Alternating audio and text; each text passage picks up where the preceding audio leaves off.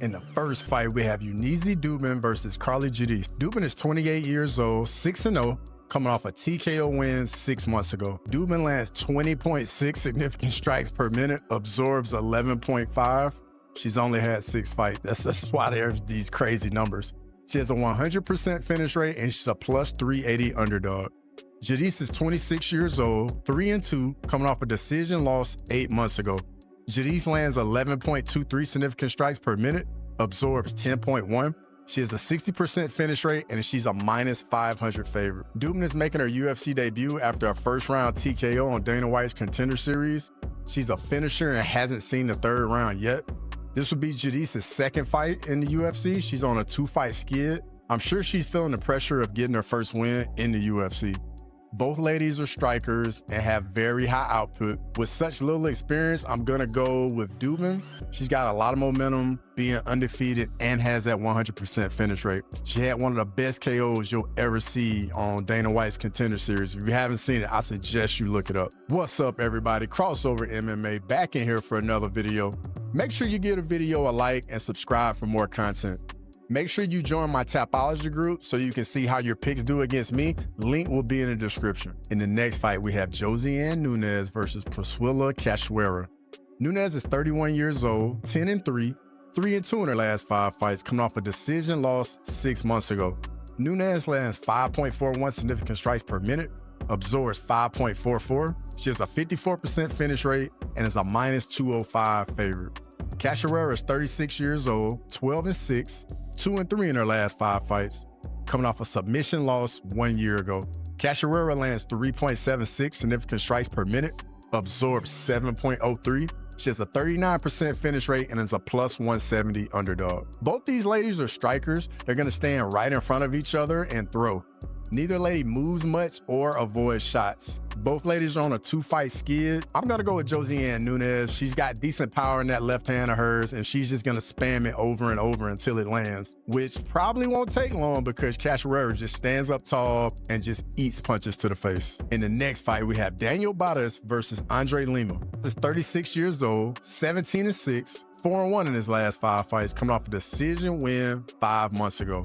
Barez lands 4.1 significant strikes per minute, absorbs 5.05.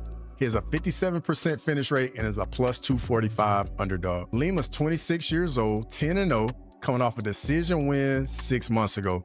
Lima lands 3.03 significant strikes per minute, absorbs 2.48. He has a 50% finish rate and is a minus 310 favorite. Lima's an exciting fighter that fights very composed for someone his age. He controls the range and the pace of the fight very well, especially for somebody that's 26. I can see Barez being the aggressor, trying to get to Lima. Barez also mixed in some grappling in his game. I think he'll need that in this fight to win. I'm gonna go with Lima. I like how composed he fights, how clean his striking is. But Barez is a very live dog here, so be on the lookout for that. In the next fight, we have Vera versus Josias Musasa. Vera is 37 years old, 11-4, coming off a decision loss 1 year ago. Vera lands 0.8 significant strikes per minute, absorbs 2.53. He has a 40% finish rate and is a plus 455 underdog. Musasa's 26 years old, 8-0, coming off a decision win 6 months ago. Musasa lands 3.33 significant strikes per minute, absorbs 4.53. He has an 88% finish rate and is a minus 620 favorite. Vera's looking for his first win in the UFC. He's a striker with some submissions up his sleeve. I think catching Musasa in a submission will be his path to victory. Musasa will be making his UFC debut. He's a striker with big power in his hands. You can see all the physical gifts needed to be a great fighter in the UFC. He's still learning techniques, how to manage his gas tank as he slowed down a little bit in the 3rd round of his fight on Dana White's Contender Series. I'm gonna go with Musasa. Vera's being used as a stepping stone for young prospects making their UFC debut. Perhaps Vera spoils the party, but I just think Musasa will be too physically imposing. In the next fight, we have Diyar Nurgozhay versus Brendson Ribeiro. Nurgozhay is 27 years old, 10-0, coming off a TKO win 5 months ago. Nurgozhay lands 3.52 significant strikes per minute, absorbs 2.7. He has an 80% finish rate and is a minus 280 favorite. Ribeiro is 28 years old, 16-7, 3-2 in his last 5 fights, coming off a decision win 4 months ago. Ribeiro lands 3.16 significant strikes per minute, absorbs 3.92. He has a 65% finish rate and is a plus 220 underdog. Nurgozhay is making his UFC debut off of Dana White's Contender Series. He's one of those guys from Kazakhstan. As we know, they do have some really good talent coming out of there. He's a striker with big power and has some submission ability as well. Ribeiro's a striker as well with some good power also. Ribeiro mixes in a little bit of the grappling with the striking, but this fight should play out on the feet. I'm gonna go with Nurgozhay to get it done. Ribeiro gets hit clean a bit too much for me. He did show some better fight IQ in his last fight though. This one should be a lot of fun. In the next fight, we have Stephanie Luciano versus Sam Hughes. Luciano's 25 years old, 6-1-1, 3-1-1 in their last 5 fights, coming off a decision win 7 months ago. Luciano lands 5.3 significant strikes per minute, absorbs 2.53, she has a 25% finish rate and is a minus 260 favorite. Hughes is 32 years old, 9-6, 3-2 in her last 5 fights, coming off a decision win 7 months ago. Hughes lands 4.33 significant strikes per minute, absorbs 4.46. She has a 33% finish rate and is a plus 210 underdog. This would be Luciano's second fight in the UFC.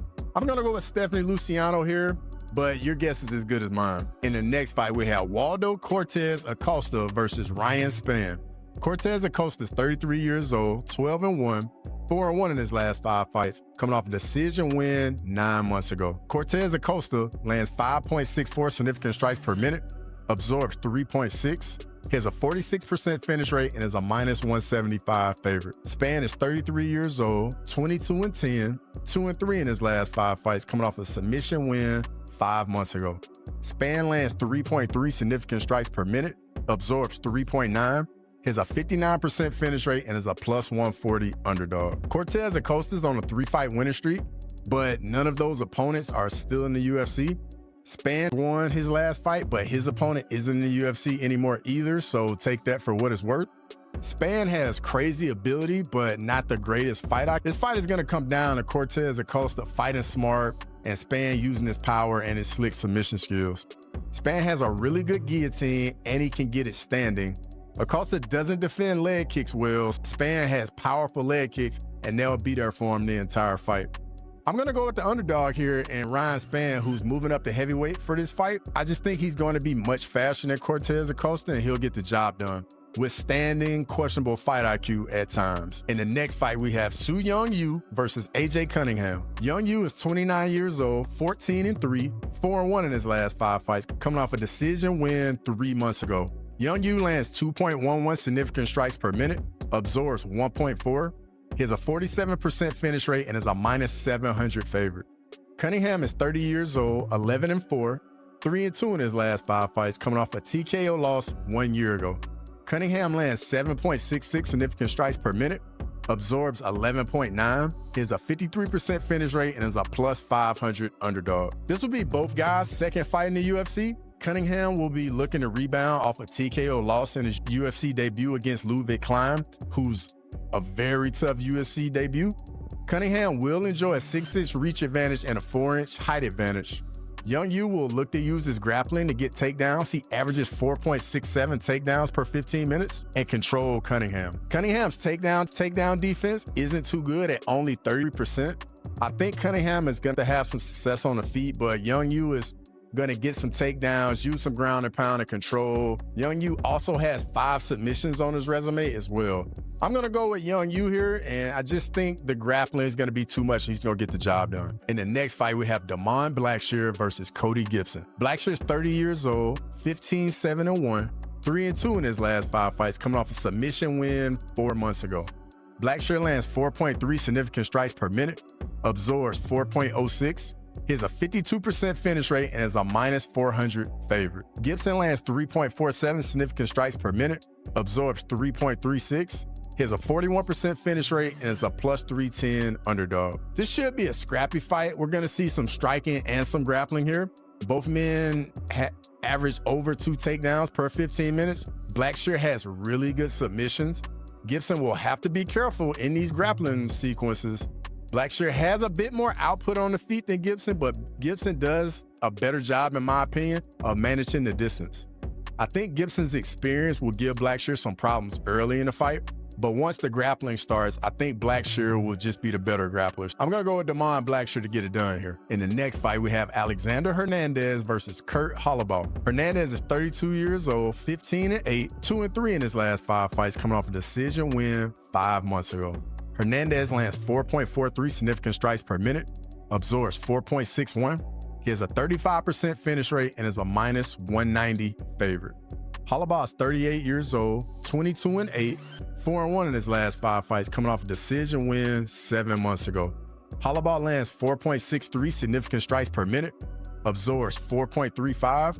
He has a 60% finish rate and is a +155 underdog. Hernandez is a striker, doesn't really have much power, is pretty flat-footed. Holobaugh is a wily vet at 38 years old. This is his second stint in the UFC after winning the Ultimate Fighter. He has some power in his hands and he looks to finish the fight. Hernandez has been so hot and cold in his career that he hasn't really had any consistency. I'm gonna take the old underdog here in Holobaugh. I like that he walks forward, has heavy hands, looks to finish the fight, and just is an absolute dog. In the next fight, we have SuYoung You Choi versus Kevin Villajos. Choi is 32 years old, 11-7, 1-4 in his last 5 fights, coming off a TKO loss 7 months ago. Choi lands 3.51 significant strikes per minute, absorbs 3.12, has a 33% finish rate, and is a +325 underdog. Villajos is 23 years old, 14-1, 4-1 in his last 5 fights, coming off a TKO win 5 months ago. He lands 6.85 significant strikes per minute, absorbs 5.81, has an 80% finish rate, and is a -450 favorite. Choi is a striker. He'll enjoy a 7-inch reach advantage and a 5-inch height advantage here. Villajos is also a striker with high output and legit power in his hands. He has 10 KOs in 15 fights. I think this fight will be a lot of fun. Both aren't afraid to stand in the pocket and bang.